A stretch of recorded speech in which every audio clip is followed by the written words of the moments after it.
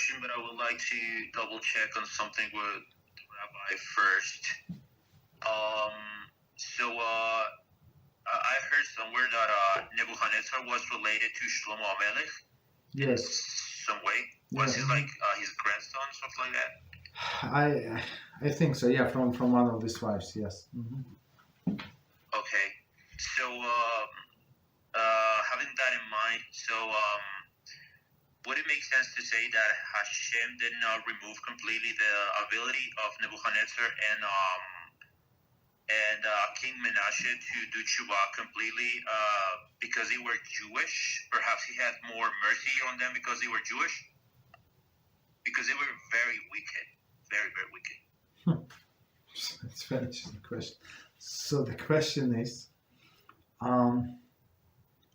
if Hashem has a special treatment of the Jews, even wicked Jews, compared to the non-Jews, it's very, very interesting idea. I never saw this idea anywhere, so I don't want to answer. I'm not sure, but people are being judged not by the Jews or not Jews, but their deeds. I mean, okay. I don't know. So sorry to remove. I don't know. Let's put it aside. But it's very, very good question. The logical answer, I don't think so. But you never know. You see, one of the things is that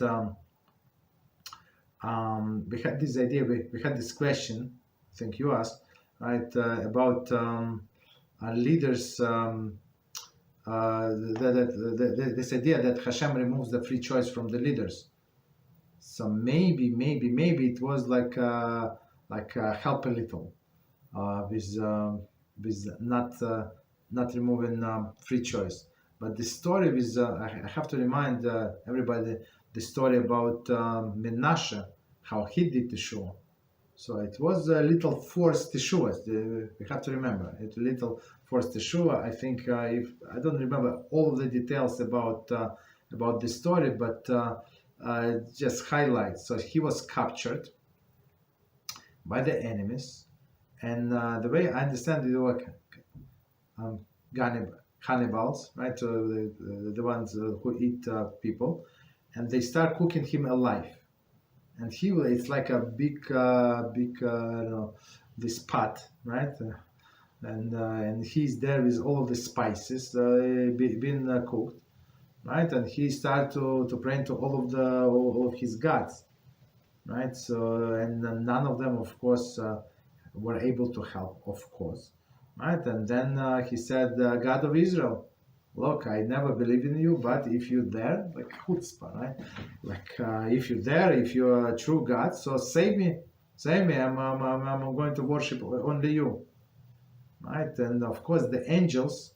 This part is very famous. So angels, when they heard this Menashe, the wicked Menashe, was trying to do Teshuvah, they say they shut all of the gates of prayer completely, right? So Hashem, what he did, that's from the Medrash. So he digged the tunnel, whatever it means. Don't ask me for the details. So he digged a tunnel under his throne of glory up to Menashe. So this tefillah, this prayer from Menashe, was able to reach all the way to throne of glory. So Hashem, even though he put these angels in charge of tefillah, what goes in goes out, nothing goes out. What goes in and what's going on, right? So and they were like just in shutting down all of the gates, but Hashem wanted Menashe, this wicked Menashe, to do Teshuvah so much, so he accepted his Teshuvah, and it was the way I understand. Of course, I don't remember the details. Not of course, but I think he took the whole pot and flew it back to Yerushalayim. So it's like right. So it's like first plane or something. Okay. So right, that's how he got to Yerushalayim, and he did Teshuvah. But in a book, or in that book, in the Kings, it does not say that that Menashe was a righteous king. And one of the commentary comments and say why, because it's not so easy to do teshuva, especially for the public sins, right? Why? Because the products of your sins, like they're walking around. Okay, you did teshuva, you now tzaddik, but all of the other people, they still worship idols, and their children, they worship idols. So it's not exactly complete teshuva, because there is product of the Hil HaShem. So that's why our sages say that the correction for Hil HaShem starts only after the person's death. Okay, so meaning that he cannot bring any more wrong to the world, but his deeds are still traveling, right? I mean, it's still there, it's still alive. Right? That's why it says that on Rosh Hashanah, Hashem takes the books of the living and the book of the dead. So the book of the living, we understand, we're judged on results of previous year. But book of the dead, right? The guy is dead for past 500 years. What to judge him for? So I will say, just explain exactly. No. Based on the fruits that he left after himself, his children, right? If he left the righteous family, let's say righteous children, so he's going to get rewarded for everything he invested in these children and his grandchildren. So for all of the generation, and opposite is true. If he took them out of yeshiva or did not teach them, told them nonsenses, told them that you have to build your career, that's the most important thing in life, so he's going to be punished, right? Every time when a person does not learn Torah, because why he's working on his next certification, right? In IT, for example, I know some people, they always like this certificate. I said, why do you need all this certificate? Like how many? No. He said, just in case, maybe they're going to pay me more. And it's very tough exams, and they spend so many hours just thinking that this certification is going to bring them more money. This is absolute nonsense. Okay, so that's the story. So that's okay. And plus, I think one more positive thing about Menashe, his father, his righteous father, Tzedkiyahu, right? Hizkiyahu. So he was buried actually with a Torah scroll, right? It's the only person that he was buried with a Torah scroll. Why? Because he was so holy. So Hashem said it's like he's like a Torah scroll, right? And he knew that he would get, if he get married, he would have a son, and he would be a wicked son. And he said, and that's why he was not did not get married for a long time until. I think it was Yirmiyahu, if I remember correctly. So he came and said, okay, you're out, you die tomorrow, or a few days. No, not tomorrow. I think he gave him like a few days to live. And he said, why? What did I do?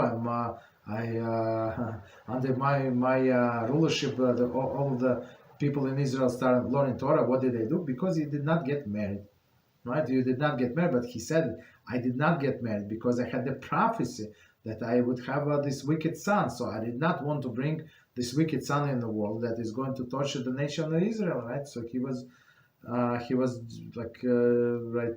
correct in his logic. But Hashem said, I don't care. You don't have to do any calculation. You have to do what you have to do. It says in Torah you have to get married. You get married. It says in Torah you have to give your child the best possible education. You give this child the best possible education. But what this child is going to be to do later on, it's not your responsibility. So don't over calculate, right? So the point is that because of the merit of his holy father, and grandfather from the mother's side, because he married, so Hizkiyahu said, okay, he said to the prophet, okay, I'm going to marry, right? I'm going to marry. Okay, give me your daughter to marry. Okay, meaning what? So he's righteous. his the prophet's daughter is a righteous woman, right? So it's very big chance that it's going to be righteous son. And guess what? It did not work out. It was exactly as the prophecy said. But is it their fault? It's not their fault. So, and that's one of the examples that we give to people who like.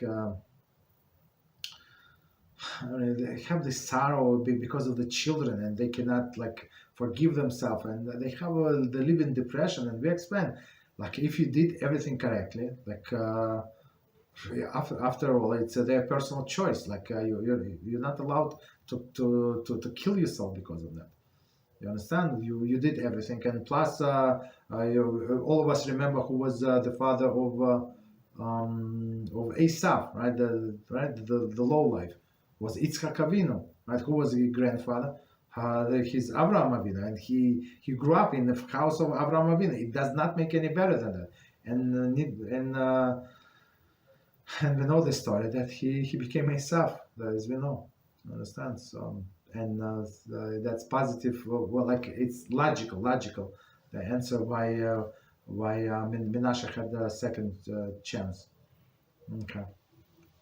So it was forced. It was not simple. And same way with the Nebuchadnezzar, right?